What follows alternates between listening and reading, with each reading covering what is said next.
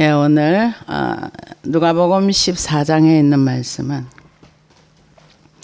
예수님께서 그 안식일에 대한 얘기가 계속 나옵니다.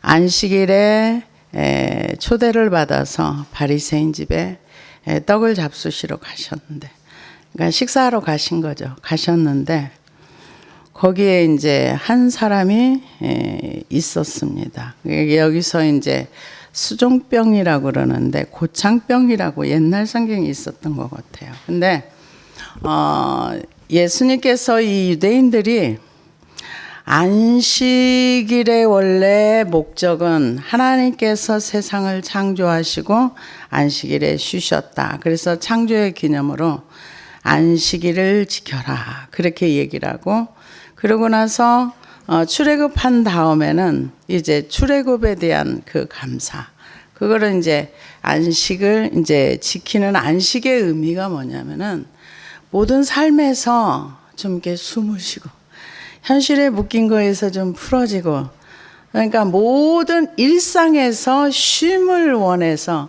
그러니까 하나님, 우리가 이제 기계가 막 너무 심하게 돌아가면은 과부하 걸려서 이렇게 기가 터지는 것처럼 하나님이 우리에게 안식하고 쉼을 주기 위해서 안식일을 만들어 놨는데, 사람들의 머릿속에는 그래, 안식일을 지킴으로 인해서 우리는 하나님의 백성이야, 이거를 이제 사람들에게 보여주는 건데, 그 사람들의 머릿속에는 내가 안식하고 안식일을 이렇게 쉼을 얻고 이게 목적이 아니라 어떻게 하면 안식일을 잘 지킬까?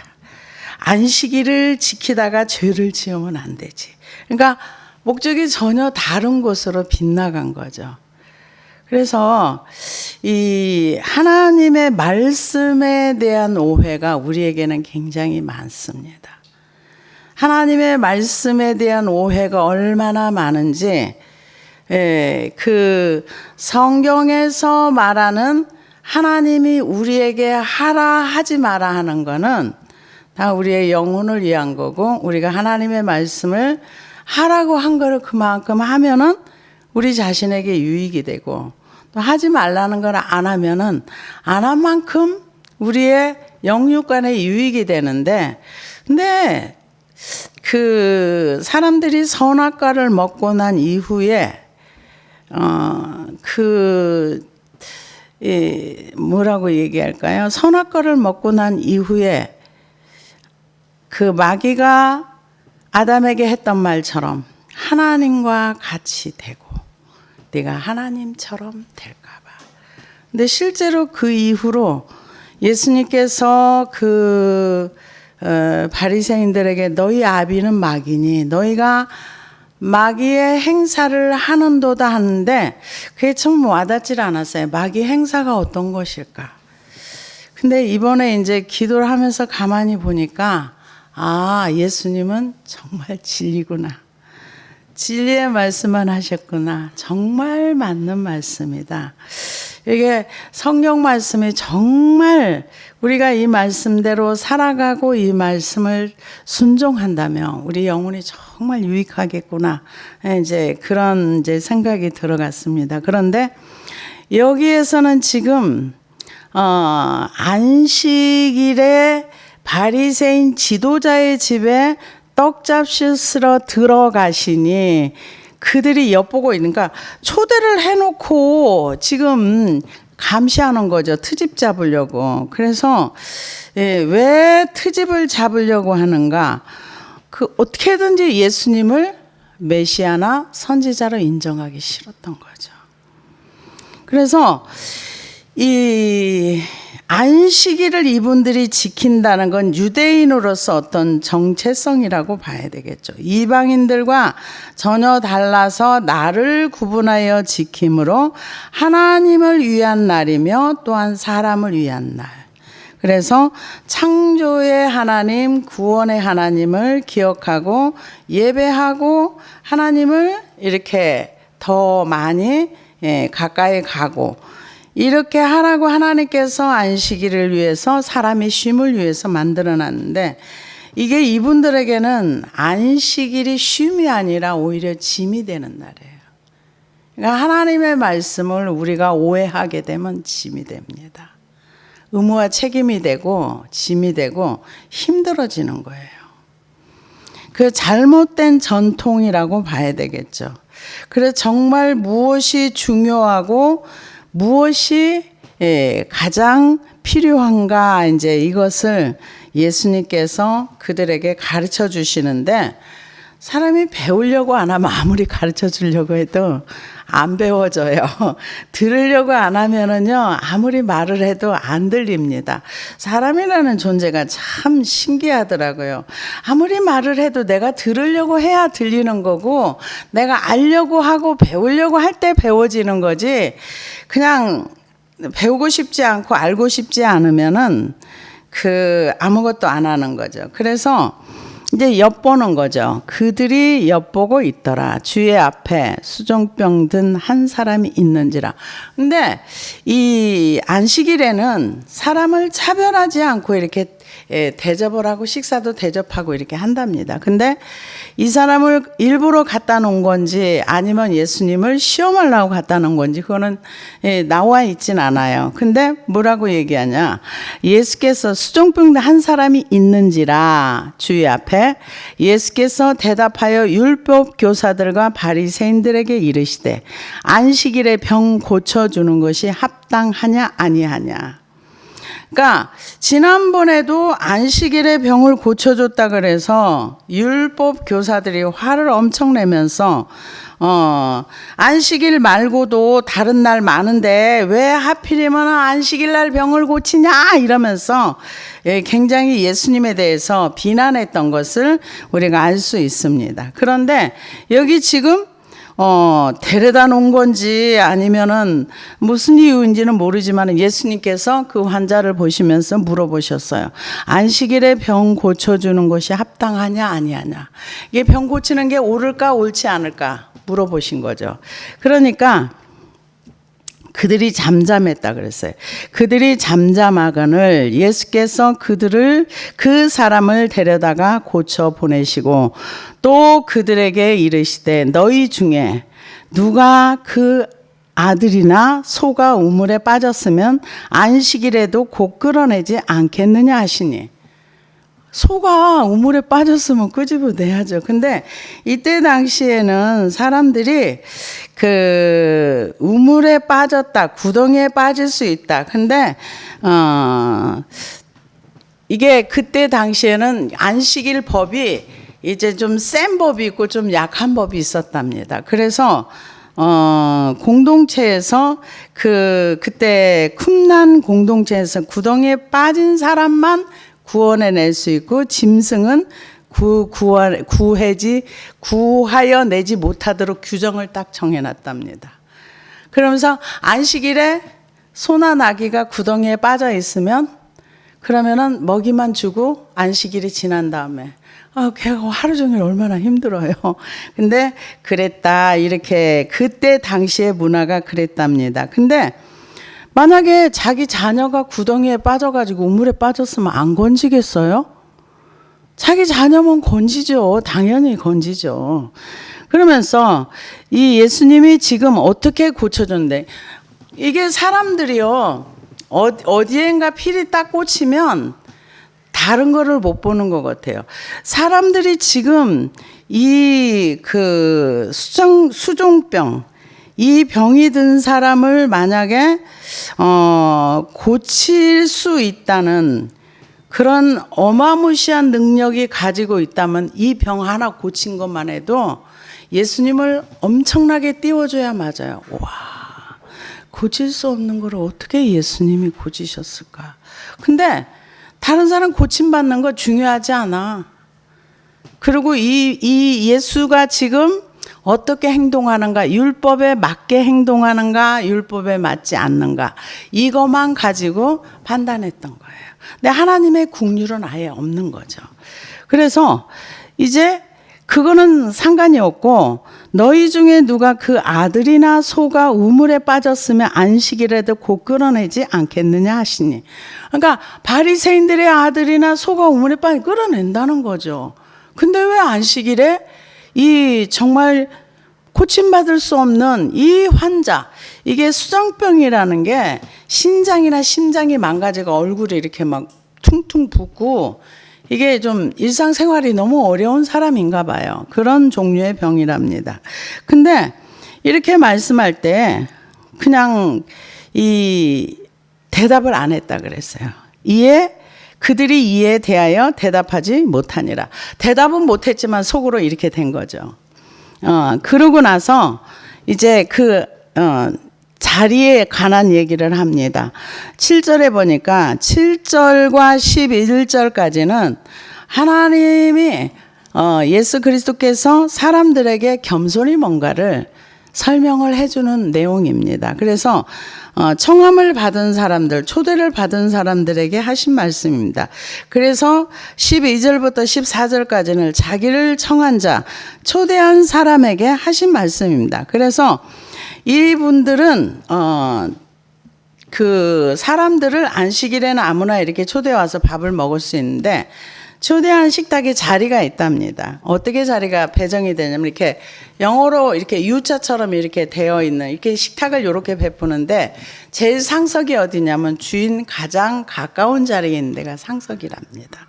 근데 아마 그 자리를 배정을 해 놓기도 하지만 그냥 무작위로 앉기도 이렇게 하나 봐요. 근데 예수님이 그 상황을 보면서 지금 하신 말씀입니다.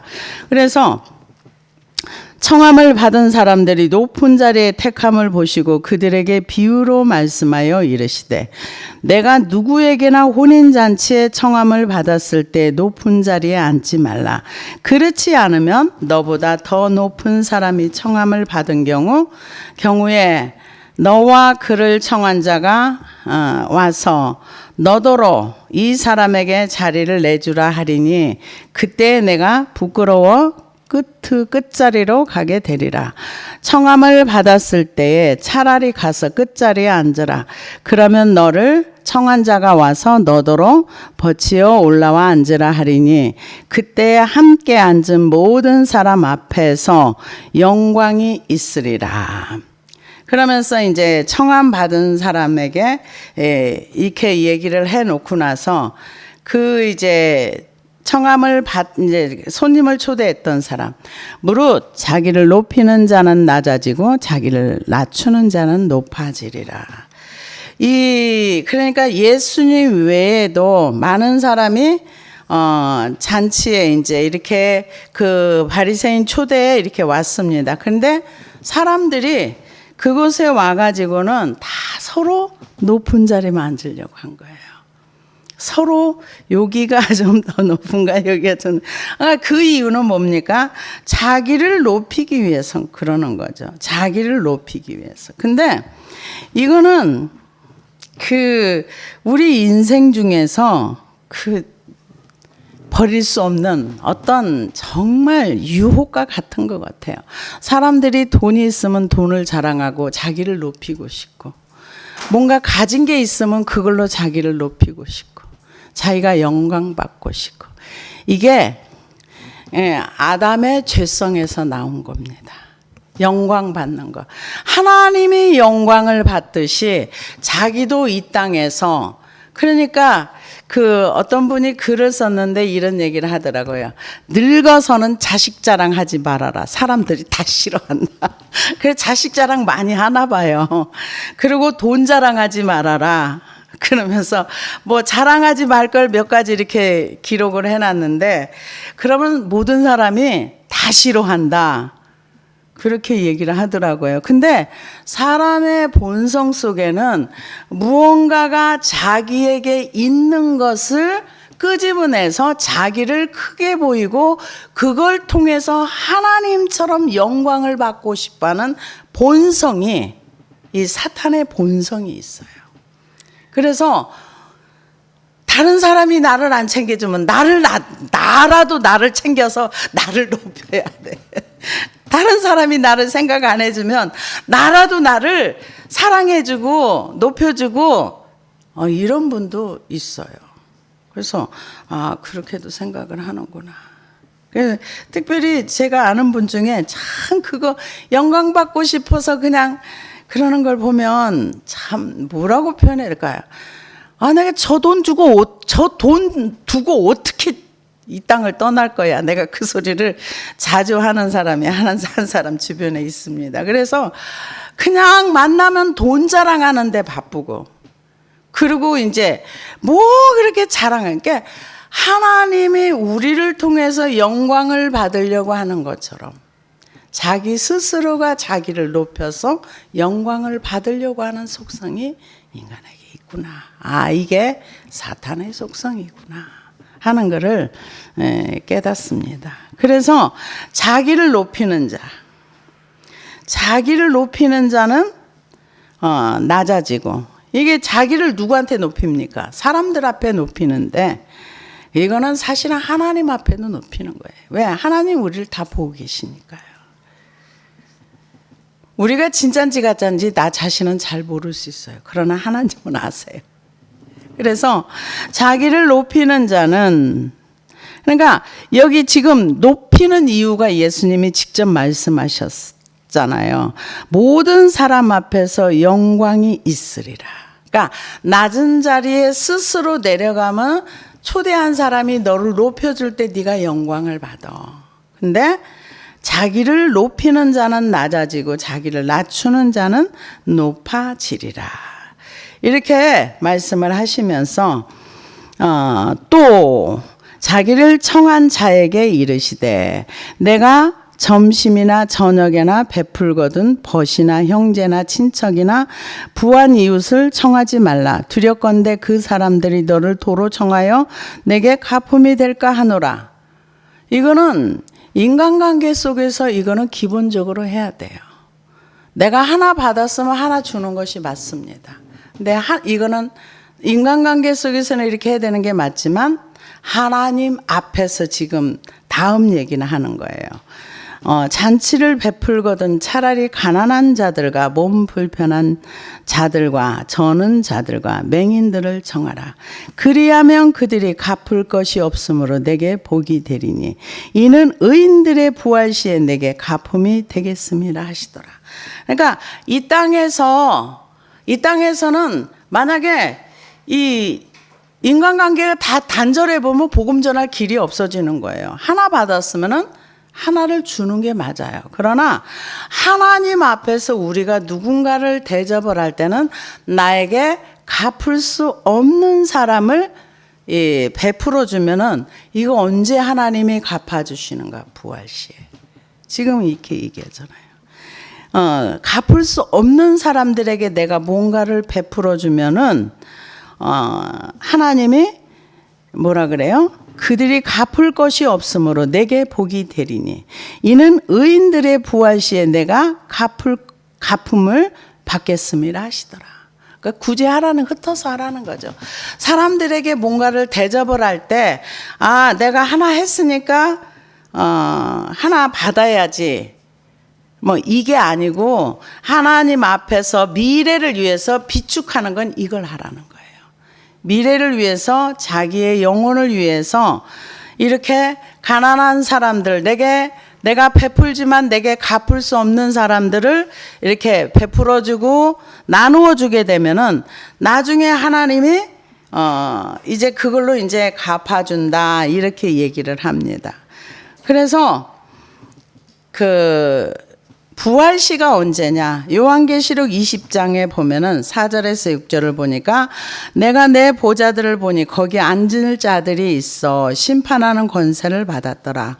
또 내가 보니 예수의 증거와 하나님의 말씀을 인하여 목배임을 받은 자의 영혼들과 또 짐승과 그의 우상에게 경배하지도 아니하고 이마와 손에 그의 표를 받지도 아니한 자들이 살아서 그리스도로 더불어 1000년 동안 왕노릇하니. 근데 여기에서 보니까 보좌에 앉은 자들이 있다 그랬어요. 모든 사람이 다 보좌에 앉는 거 아닙니다.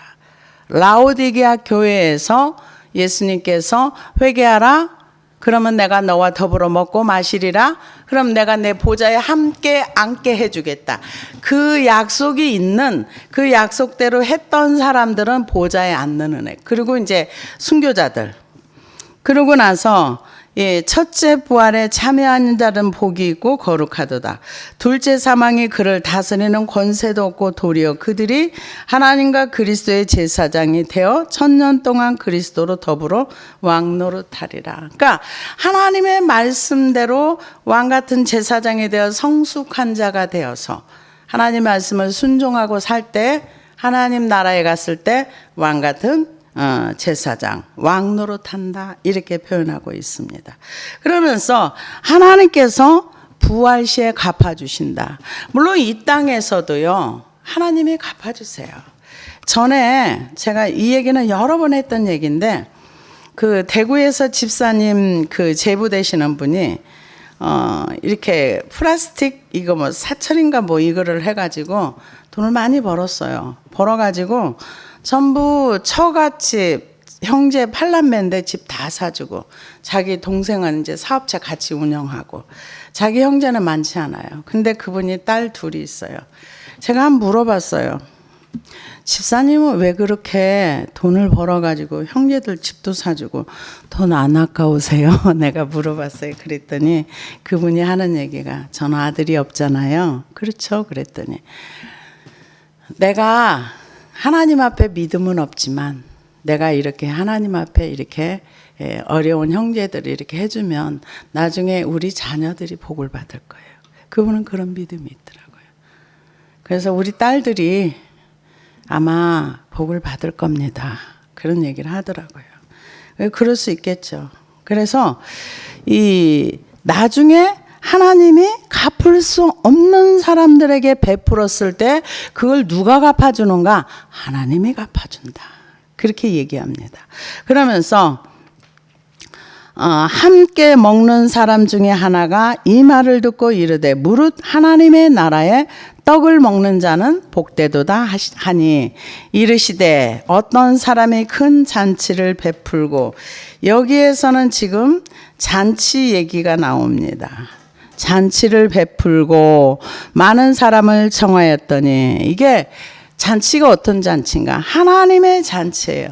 그러니까 그 혼인 잔치도 하나님의 잔치고 하나님께서 마지막 잔치에 우리는 초대된 사람들입니다. 초대된 사람들. 그런데 그 잔치할 시간에 그 청하였던 자들에게 종을 보내어 이르되 오소서 모든 것이 준비되었나이다 하매 다 일치하게 사양하여 한 사람은 이르되 나는 밭을 샀음에 아무래도 나가 보아야 하겠으니 청컨대 나를 양해하도록 하라 하고 여기에 보면은 잔치에는 초청받은 사람만 참석할 수 있습니다. 돈이 많다 그래서 그 잔치에 참석할 수 있는 것도 아니고 대단한 사람이라 그래서 그 잔치에 참여할 수 있는 게 아닙니다. 그런데 아브라함 때부터 예수님 당시까지 성경은 계속해서 이스라엘 백성들이 하나님 나라에 참석할 특권을 받았다고 말하고 있습니다. 왜냐하면은 2000년 전에 하나님께서 아브라함을 선택하시고 나서 너로 큰 민족을 이루리라. 땅의 모든 족속이 너로 말미암아 복을 얻을 것이라. 창세기 12장에 이렇게 말씀하셨습니다. 하나님이 아브라함에게 먼저 호의를 베풀어 주시고 애굽의 노예 가운데 있던 이스라엘 백성을 택하셔서 홍해를 가르고 구출하여 약속의 땅에 들어가게 하셨습니다. 그러고 나서 하나님이 뭐라 그랬냐면은 너희가 나를 택한 것이 아니고 내가 너희를 택했다. 나는 너희의 하나님이 되고 너희는 내 백성이 되리라. 수많은 민족들이 있었지만 하나님이 이스라엘 민족만 선택하신 거예요.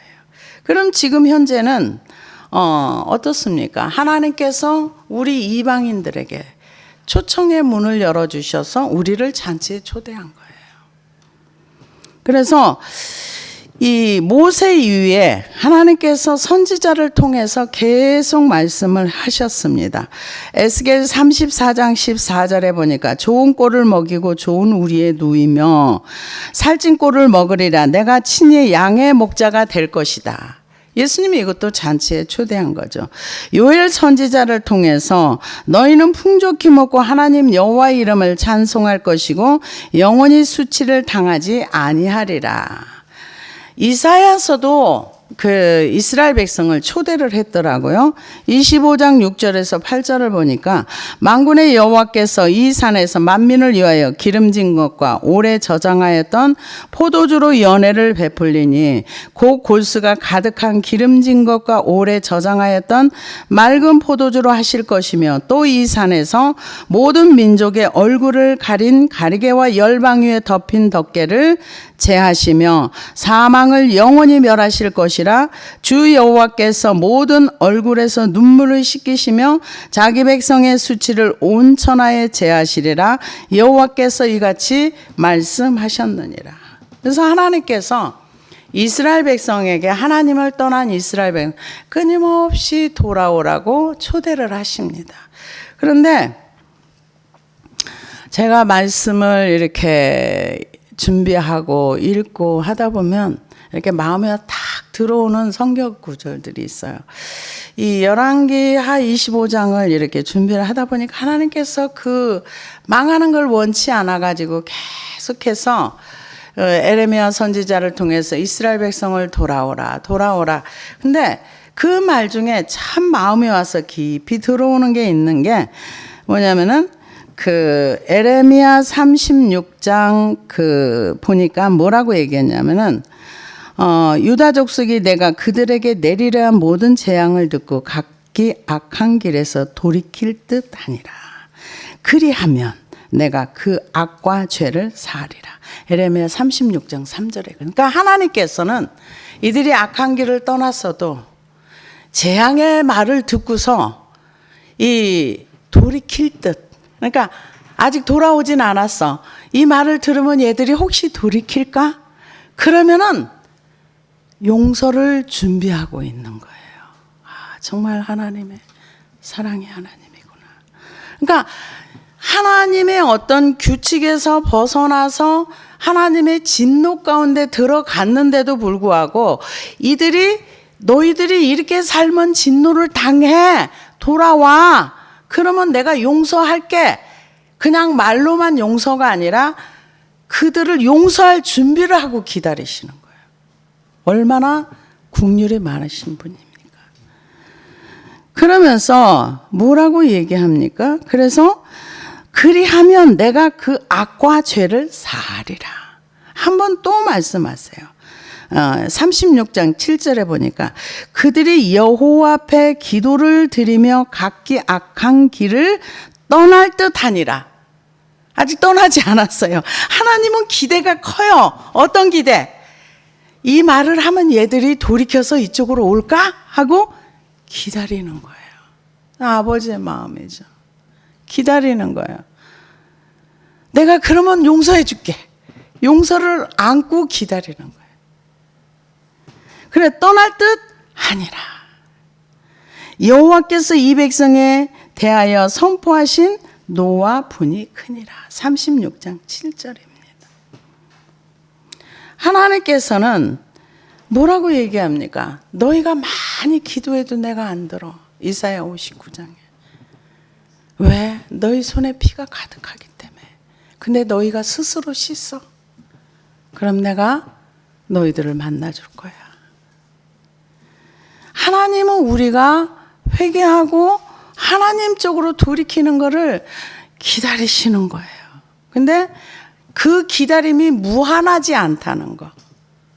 하나님의 시간이 있는 거예요. 하나님의 그 시간 안에 돌아와야 되는 거죠. 근데 그들이 하나님의 시간 안에 못 돌아왔어요. 경고를 하고 하는데도 안 돌아오니까 결국 하나님께서 결정을 딱 내립니다. 이제 끝났다. 유다는 끝났다. 그러고 나서 그 하늘에서 허락이 딱 떨어지니까 이제 바벨론이 3차 공격에서 완전히. 그러니까 우리가 회개할 기회가 무한하다고 생각하지 마세요, 여러분. 하나님의 정해진 시간이 있는 거예요. 그래서 지금 이스라엘 백성들도 하나님이 예수님을 통해서 지금 예수님이 오셔서 이스라엘 백성들에게 내가 메시아야. 구약에 예언한 메시아야. 너희는 내게로 돌아와야 돼. 근데요, 하나님 앞에 돌아가는데 딱 한 가지 필요한 게 있어요. 잘못을 인정하고 내가 그쪽으로 돌이키는. 근데 회개를 왜 못하는가? 오늘도 이제 그 목사님하고 그런 얘기를 했어요.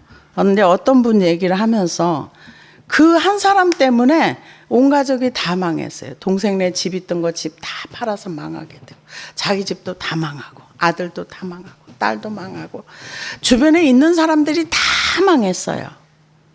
그래서 전에 만나가지고 제가 회개에 대한 얘기를 하고, 그랬더니 그냥 자기가 이제 해놓은 게 있으니까 그러려니 하고 그냥 듣더라고요. 그러더니 이제 그 얘기를 하더라고요. 제가 물어봤어요. 그분 어때? 한번 불러서 얘기 한번 해서 그분을 회개 좀 시켜볼까? 제가 얘기를 했어요. 그랬더니 목사님 안 될 것 같아. 그래서 왜 안 될 것 같아요? 그랬더니 자기가 잘못한 걸 인정을 안 해. 여러분, 내가 잘못했다고 하나님 앞에 인정하지 않는 회개는 회개가 아닙니다. 아, 내가 정말 잘못했구나. 아, 정말 내가 무지하구나. 아, 내가 정말 말씀 앞에 잘못했구나. 죄를 인정해야 돼요. 그래서 그분은 죄를 인정을 안 해. 자기가 잘못한 걸 인정 안 해. 그러면 어떻게 생각해? 내가 뭐 난 망하게 하려고 그랬나? 나는 잘하려고 한 건데 그렇게 된 건데 어쩌라고. 이거는 절대 자기의 잘못을 인정하지 않는 겁니다. 그래서 그분은 어떻게 하면 좋아? 그래서 그랬더니 누군가의 그 어떤 기도가 누가 그 영혼을 놓고 그렇게 기도해 줄 사람이 있을까? 이제 우리는 이제 그런 얘기를 했습니다. 지금 유대 민족들도 주님이 오셔서 이스라엘 백성들에게 계속 내게로 오라고 초청을 합니다. 병을 고쳐주고 기적을 행하고 이적을 행하고, 정말 조금만 눈을 열어서 보면은 와, 어떻게 이런 병이 고쳐지지? 할 수 있는 수많은 병들을 고치고 많은 표적을 행했어요. 근데요, 믿으려고 하질 않았어요. 근데 그거는 사람의 본성인 것 같아요. 그래서 저도 이제 불신에 대한 기도를 이렇게 하다 보니까 믿음이라는 거는요, 내가 불신도 회개하지만 내가 믿으려고 할 때 믿어지는 거지, 내가 믿을 생각도 없고 내가 하나님의 은혜 받는 건 너무 당연하고, 그리고 내가 하나님 앞에 살지 뭐, 그러니까 나의 믿음을 점검하지 않으면 내가 믿음이 없는 걸 몰라요. 이 불신은 하나님 나라에서는 아무 필요가 없는 거예요. 하나님 나라에서 꼭 필요한 거는 믿음입니까? 질병도 믿음으로 고치고, 천국도 믿음으로 가고, 하나님 아버지의 약속도 믿음으로 받고, 믿음은 역사가 일어나요. 근데 불신 가운데 있으면 어떤 역사도 일어나지 않습니다. 그래서 지금 초대를 했는데 싫다는 거죠. 근데 이게 성경에 근거가 있느냐. 장가 가면 1년 동안 군대도 안 가도 돼요. 법에 그래요. 신명기 법에. 그래서 일치하게 사양하여 한 사람이 이르되 나는 밭을 샀으며 아무래도 나가 보아야 하겠으며 청컨대 나를 양해하도록 하라 하고, 또 한 사람은 이르되 나는 소 5겨리를 샀으며 시험하러 가니 청컨대 나를 양해하도록 하라 하고, 또 한 사람은 이르되 나는 장가 들었으니 그러므로 가지 못하겠노라 하는지라. 종이 돌아와 주인에게 그대로 고하니 이에 집주인이 노하여 그 종에게 이르되 빨리 시내와 거리와 골목으로 나가서 가난한 자들과 몸 불편한 자들과 맹인들과 저는 자들을 데려오라 하니라. 종이 이르되 주인이 명령하신 대로 하였으니 아직도 자리가 있나이다. 지금 하나님이요, 이스라엘 백성들이 예수 그리스도를 거절함으로 이 복음이 전 세계에 퍼졌습니다. 그래서 우리가 그 자리에 들어갈 수 있는 은혜가 있었어요. 이 거절하고 나니까 하나님께서 이제 이방인들이 그 자리에 초대된 거예요. 맹인들과 전원자들과. 그러니까 완고한 거절을 한 거죠. 그러니까 하나님께서 아직 빈자리가 있습니다. 주인이 종에게 이르되 길과 산을 타리로 나가서 사람을 강권하여 데려다가 내 집을 채우라. 주님이 오시기 전에 큰 부흥을 얘기합니다. 부흥을 얘기하는데 어떤 분이 하나님으로부터 그 얘기를 들었다고 하는데 그건 너무 맞는 말인 것 같아요. 부흥은 하나님이 시켜주는데 교회 일꾼들이 없어가지고 사람들이 오면 다 영적 노숙자를 만든다. 영적 노숙자는 자기 구원은 받았으나 자기 집이 어딘지 뭔지 모르는. 그래서 일꾼이 필요하다. 일꾼이라는 게 뭐 성경의 어떤 역사를 이거보다는 내가 만난 하나님 알려줄 수 있는 하나님의 세계는 이런 것이야. 일꾼이 필요하다고. 지금도 일꾼이 필요합니다. 그래서 부흥은 하나님이 얼마든지 시켜줄 수 있는데 마지막 추수가 한 번 있는데 일꾼이 없다.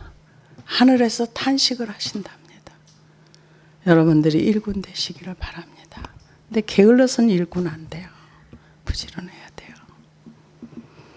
그래서 지금 복음이 주님이 언제 오십니까? 땅끝까지 복음이 다 전파되면.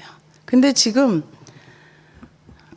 기독교인을 죽이면 천국 간다는 이슬람에게 복음이 많이 전파되었습니다. 그래서 이사야 19장인가 보면은 애굽에 하나님의 전이 세워지고 이런 그 성경 구절인데 그게 실제로 이루어졌더라고요.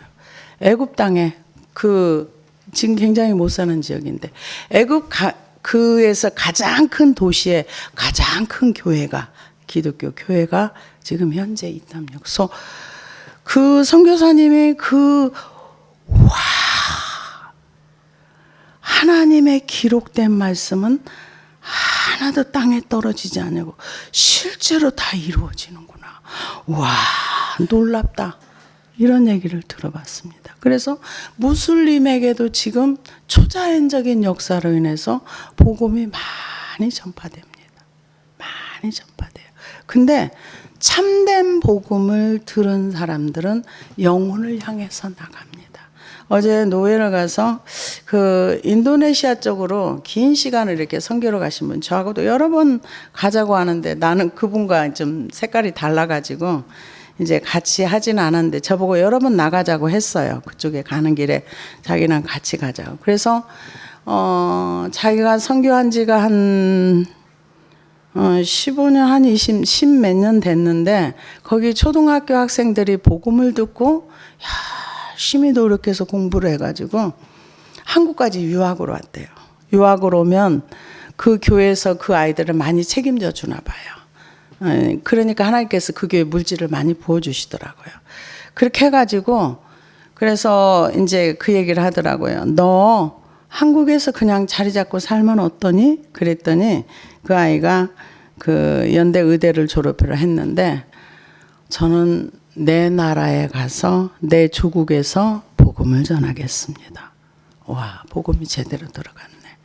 내 민족에게로 가겠습니다. 그 얘기를 했다고 그러죠. 그래서 복음이 전 세계를 한 바퀴 다 돌면 끝나는 거예요. 복음은 살아있는 능력입니다. 생명을 전하는 게 진짜 복음이에요. 그래서 강권하여 내 집을 채우라. 내가 너희에게 말하노니 전에 청하였던 사람들은 하나도 내 잔치를 맛보지 못하리라 하였다 하시니라. 그러니까 청함을 받았어도 잔치를 참여하지 못할 사람도 많다는 거죠. 나중에 마태복음 22장에 보면은 청함을 받은 사람은 많은데 그중에 예복 있지 않은 사람은 바깥 어두운 데로 쫓겨났습니다. 그래서 청함을 받았어도 하늘나라의 잔치를 맛보지 못하는 사람들이 있다는 거예요. 이거는 말씀에 순종하지 않고 믿지 않으면 하늘나라는 믿음으로만 모든 것이 통용됩니다. 순종과 믿음으로만 통용돼요. 순종해야 되고 순종하고 믿음이 있어야 하나님과의 좋은 관계를 가질 수 있습니다. 기도하시겠습니다.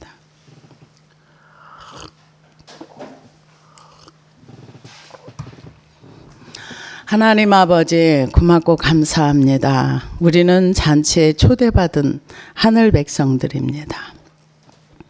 하나님께서 우리에게 삶에서 하나님 나라에 비축하는 방법, 하나님 나라에 저축하는 방법은 내가 무언가를 베풀었을 때 갚을 것이 없는 것은 하나님이 갚아주신다.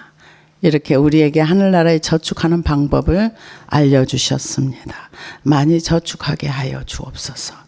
그리고 청함을 받았지만은 잔치를 맛보지 못하는 자가 아니라 청함을 받아서 잔치를 맛보고 하늘 백성이 되는 자리까지 가는 모든 사람들 다 되게 하여 주옵소서.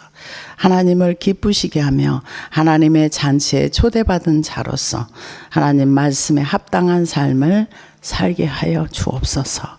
예수님의 이름으로 기도드렸습니다.